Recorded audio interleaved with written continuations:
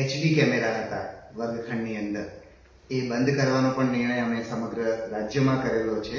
એટલે જે શાળાઓની અંદર HD camera, high definition camera હતા, એ કેમેરાના માધ્યમથી જો વર્ગખંડને વિડીયોગ્રાફી કેમેરા વર્ગખંડનું રેકોર્ડિંગ થાય તો એ રેકોર્ડિંગ વર્ગખંડમાંથી બહાર જાય તો એમાં પેપર પણ વાંચી શકાય એવી અમારી પાસે માહિતી હતી. એ માહિતીને ધ્યાનમાં રાખીને 3 દિવસ પહેલા અમે સમગ્ર જિલ્લાઓને સૂચના આપેલી કે જ્યાં જ્યાં એચડી કેમેરા છે એ બંધ કરાવવાના.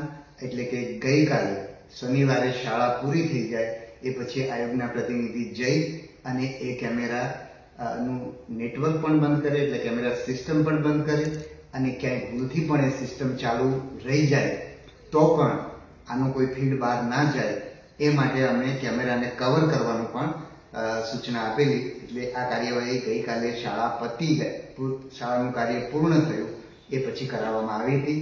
એ હું સૌને જાણ